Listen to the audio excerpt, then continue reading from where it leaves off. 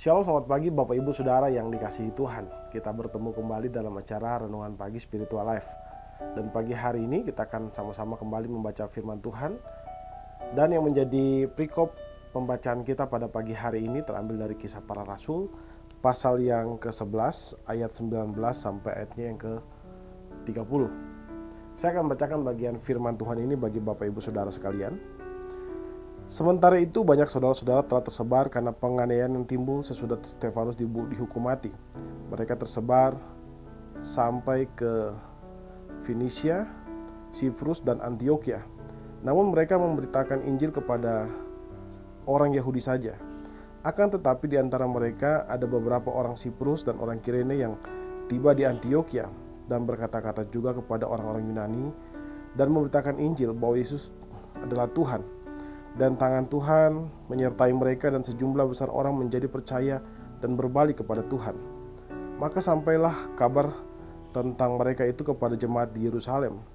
Lalu jemaat itu mengutus Barnabas ke Antioquia. Setelah Barnabas datang dan melihat kasih karunia Allah, bersukacitalah ia. Ia menasihati mereka supaya mereka semua tetap setia kepada Tuhan. Karena Barnabas adalah orang baik, penuh dengan Roh Kudus dan iman. Sejumlah orang dibawa kepada Tuhan. Lalu pergilah Barnabas ke Tarsus untuk mencari Saulus. Dan setelah bertemu dengan dia, ia membawanya ke Antioquia. Mereka tinggal bersama-sama dengan jemaat itu 1 tahun lamanya sambil mengajar banyak orang.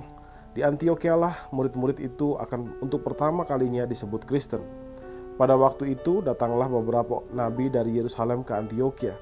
Seorang dari mereka yang bernama Agabus bangkit dan oleh kuasa Roh Kudus ia mengatakan bahwa seluruh dunia akan ditimpa bahaya kelaparan yang besar.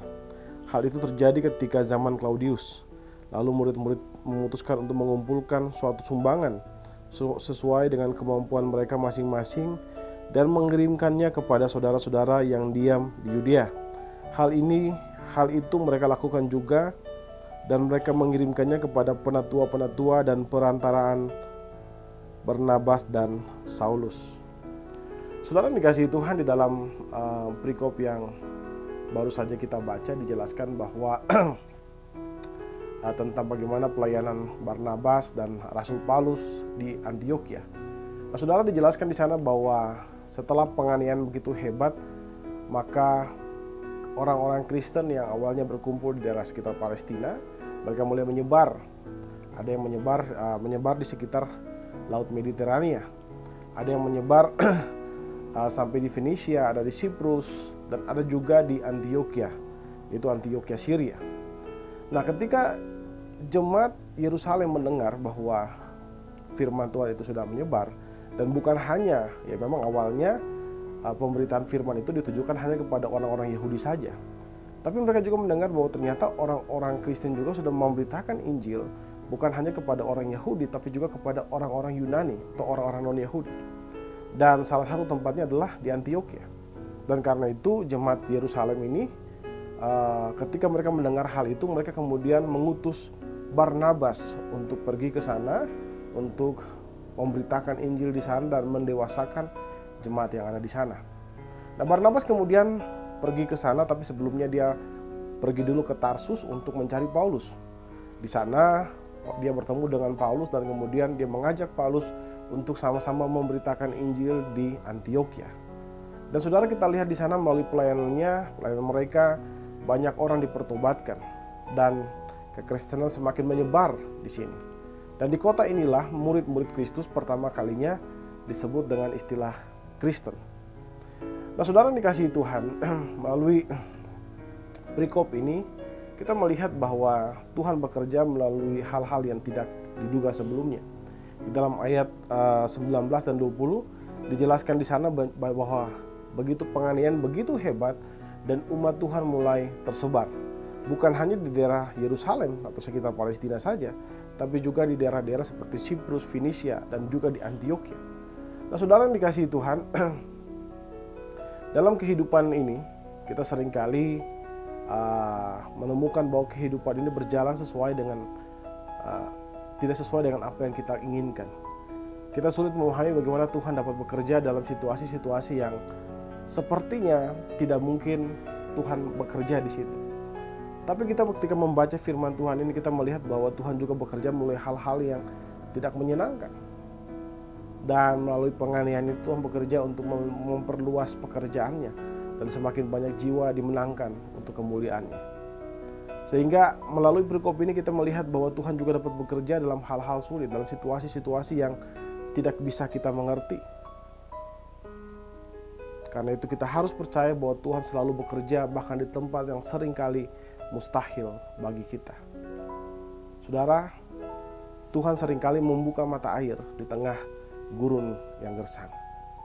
Mari kita tundukkan kepala, kita renungkan sedikit firman yang baru saja kita dengarkan ini. Apakah saudara sedang mengalami keadaan-keadaan yang sulit saat ini? Saudara, marilah kita mengambil waktu sejenak untuk mendoakan hal ini. Berdoalah untuk meminta anugerah Tuhan melalui kuasa Roh Kudus untuk datang dan memberikan kepada saudara kemampuan untuk tetap beriman kepada Tuhan dan sanggup untuk melihat karya Allah di balik segala sesuatu yang sedang saudara alami saat ini.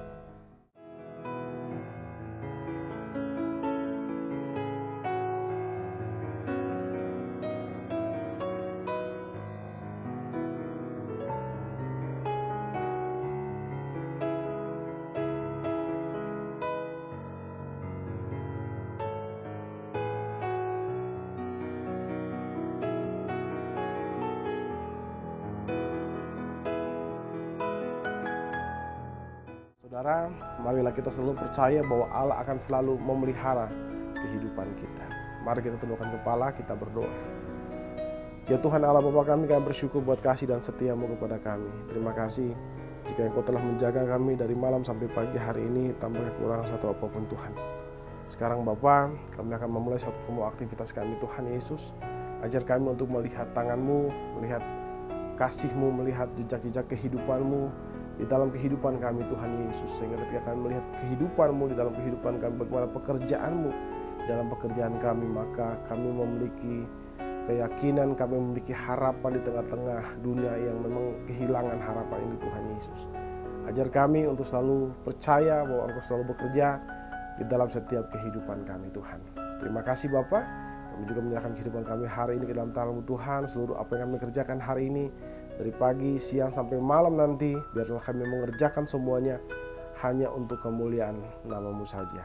Di dalam nama Tuhan Yesus kami berdoa kepada Bapa Surgawi. Haleluya. Amin. Amin. Bapak Ibu Saudara yang dikasihi Tuhan, selamat pagi, selamat beraktivitas, dan Tuhan Yesus memberkati kita semua.